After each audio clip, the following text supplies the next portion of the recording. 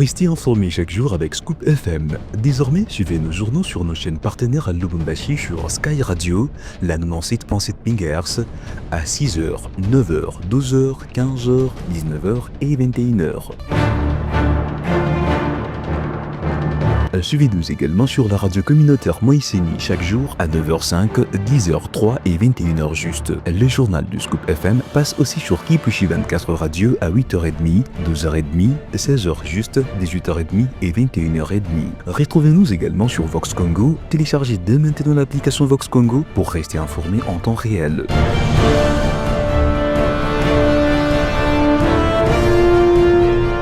Scoop FM, suivez-nous sur notre page Facebook et sur notre chaîne YouTube pour tout savoir sur l'actualité locale, provinciale, nationale et internationale.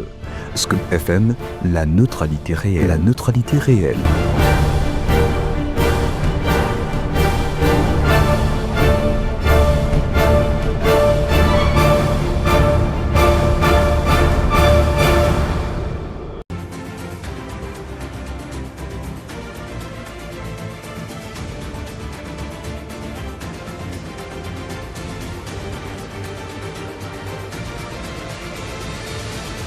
Un plaisir de vous retrouver pour cette nouvelle session d'information. Bonjour à tous et bienvenue à cette édition du journal. Un seul titre fait la une de l'actualité en ces jours. Investir, former, innover, transformer les paysages médiatiques.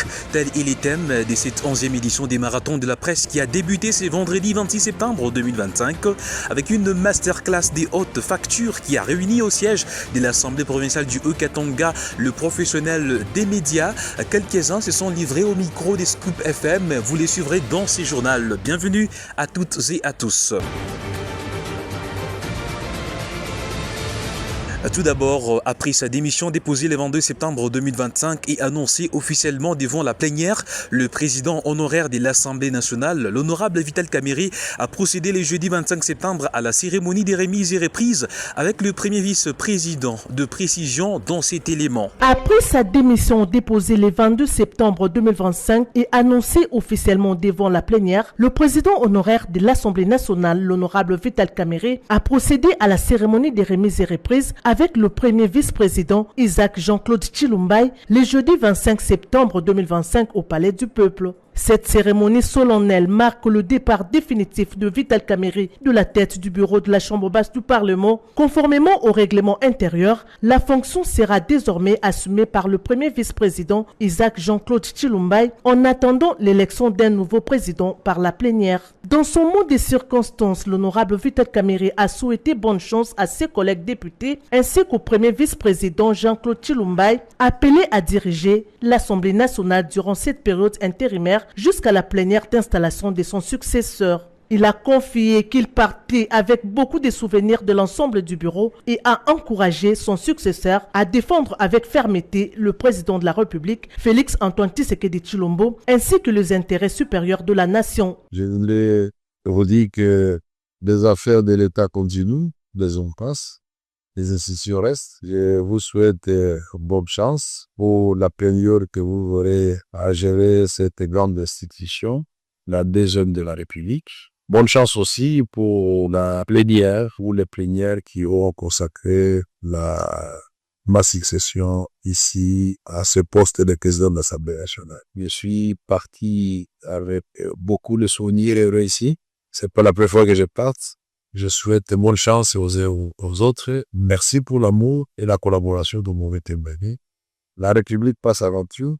Je vous encourage à continuer à défendre derrière le président de la République, les valeurs de la République, les intérêts de notre peuple qui nous a mandatés ici. Je vous remercie. Je reste à votre disposition. S'il y a un élément à clarifier, mon directeur de cabinet est à votre disposition et moi-même je peux toujours vous rencontrer pour apporter l'éclairage nécessaire. De son côté, le premier vice-président, désormais président intérimaire de l'Assemblée nationale, a reconnu qu'il garde de très bons souvenirs de sa collaboration avec Vital Kamerhe, qu'il qualifie d'exemplaire et marqué d'une grande expérience parlementaire, et a promis de mener à bon port la haute mission que lui confie les règlements intérieurs. Et puis l'actualité en bref, siphonnage des 195 millions de dollars américains des victimes de la guerre de Kisangani est notre crime financier qui attend réparation, ainsi qu'un rapport rapport du Centre des recherches en finances publiques et des développements locaux, rendu public mercredi 24 septembre, des allégations erronées rétorquent les coordonnateurs du Fonds spécial de réparation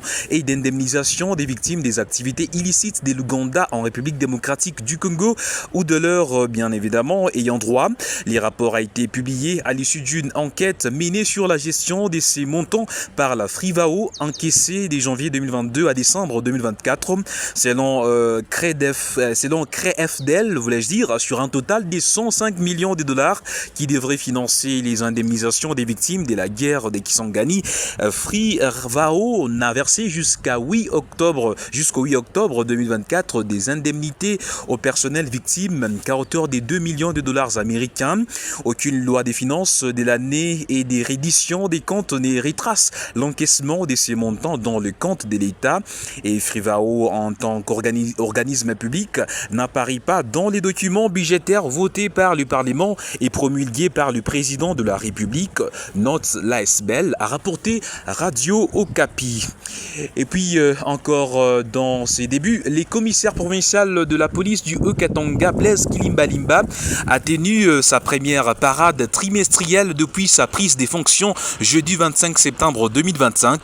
Il a à cette occasion sensibilisé toutes les unités à la fidélité et la loyauté pour la sécurité collective de la population haut-katangaise. Bienheureuse Kabila pour de précisions. Le commissaire provincial de la police dans le Haut-Katanga, Blaise Kilimbalimba, a présidé ce jeudi 25 septembre 2025 sa première parade trimestrielle depuis sa prise de fonctions.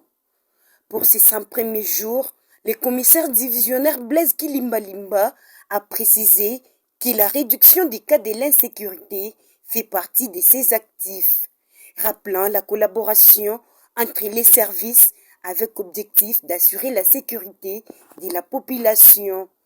La collaboration montre qu'il y a la discipline, les policiers ainsi que tous les services de sécurité se sont donnés corps et âme pour réduire sensiblement la criminalité dans le Haut-Katanga.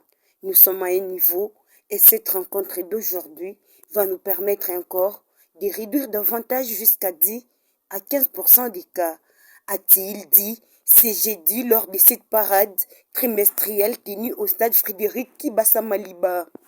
La fidélité et la loyauté, c'est ce qui doit caractériser chaque agent de l'homme, a-t-il rappelé aux policiers de son ressort.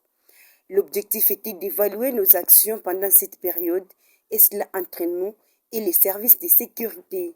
Nous avons rappelé la discipline des troupes, un ensemble de règles que tout le monde doit suivre et observer. Nous avons également la fidélité au chef de l'État pour que cette loyauté soit constatée, en rappelant le patriotisme qui n'est que les sacrifices que les hommes en uniforme doivent mener puisqu'ils ont juré pour ça, c'est-à-dire travailler pour la paix et la quiétude de la population, a-t-il ajouté. Bureau de population, vous avez l'ordre de les identifier, les localiser, nous donner l'adresse exacte, nous allons les ramasser là-bas et les déférer à qui détruit. Et ça sera avec une mention spéciale. Est-ce que tu as connu?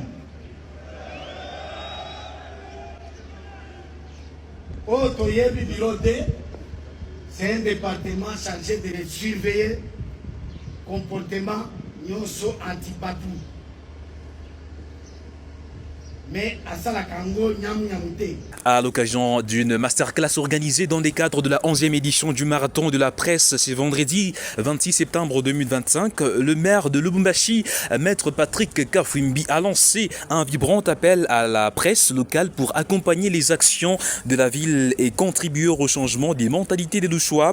Le maire de Lubumbashi a réaffirmé sa volonté d'entretenir un dialogue constant avec le média, qu'il soit critique ou favorable à son action. Concluant son discours, Patrick Kafwimbi a rappelé que les développements de Lubumbashi ne peut être possible sans l'accompagnement du quatrième pouvoir et de rassurer la porte de la mairie de Lubumbashi sera toujours ouverte pour le journaliste pour l'accompagner les échanges et les collaborations en vue d'améliorer les vécus quotidiens de la population. Sur ce même chapitre, investir, former, innover, transformer les paysages médiatiques, tel est le thème de cette 11e édition des marathons de la presse qui a débuté ce vendredi 26 septembre avec une masterclass des hautes factures qui a réuni au siège de l'Assemblée provinciale du Haut-Katanga les professionnels de médias de l'espace Grand Katanga. Se livrant au micro des Scoop FM, les participants ont témoigné. Ce que nous avons eu avec les deux premiers intervenants, notamment le maire de la ville, il a insisté sur un aspect important, c'est l'accompagnement de la presse. En tant qu'autorité publique, il nous a dit combien il a besoin de l'accompagnement de la presse pour arriver à ses objectifs. Mais l'intervention qui m'a plus intéressé, c'est celle de l'honorable qui nous a présenté ses expériences d'abord en tant que DG, d'abord en tant que journaliste puis DG de plusieurs médias de cet espace. Nous avons trouvé que c'est vrai, à travers cet échange, ça nous a permis de comprendre, de déceler le problème réel auquel les médias font face. Vous voyez, du point de vue financier, nous avons compris que c'est vrai, les journalistes, dans la plupart des cas, sont pauvres. Disons que les médias congolais, c'est partagé.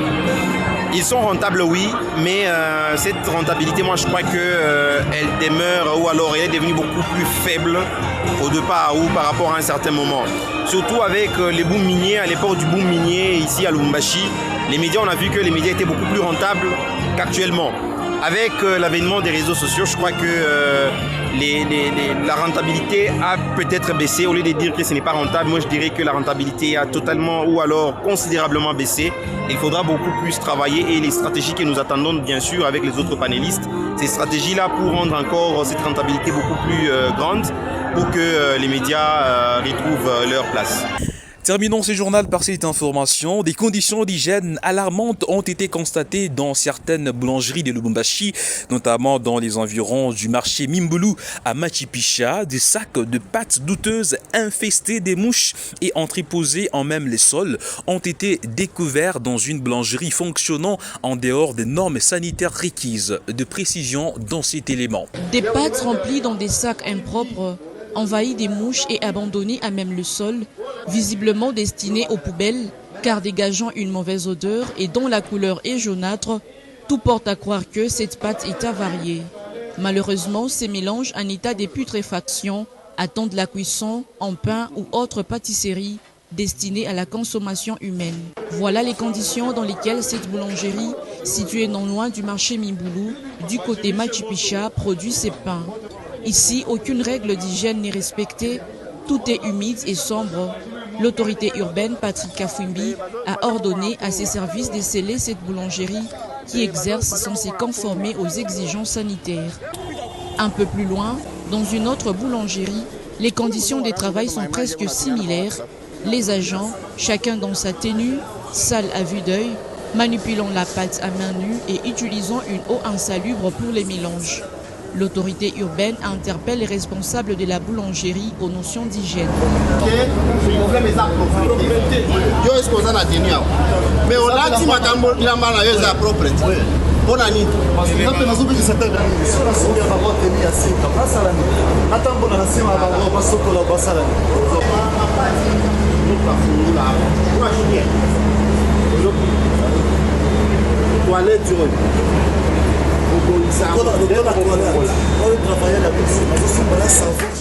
Le numéro 1 de la ville de Lubumbashi, Patrick Kafwimbi Mumamba, est déterminé à s'enquérir de près de toutes les situations qui touchent ses administrés, dont les normes sanitaires et hygiéniques des produits destinés à la consommation alimentaire font partie. Mesdames et messieurs, ainsi prend fin cette édition du journal sur votre radio présentée par Gloire Diboué sous la coordination de Christian Moutchampa. Merci à tous de nous avoir suivis. Prochain rendez-vous demain. D'ici là, portez-vous très bien. Excellent début de week-end à tous.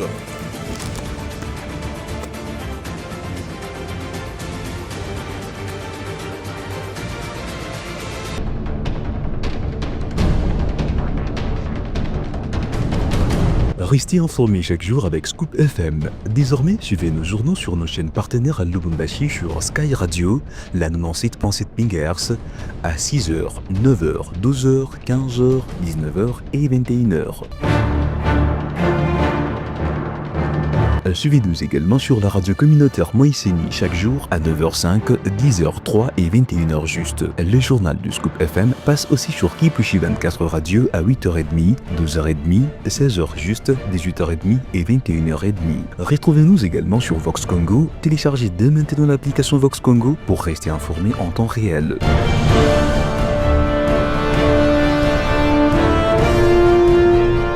Scoop FM, suivez-nous sur notre page Facebook et sur notre chaîne YouTube pour tout savoir sur l'actualité locale, provinciale, nationale et internationale. Scoop FM, la neutralité réelle.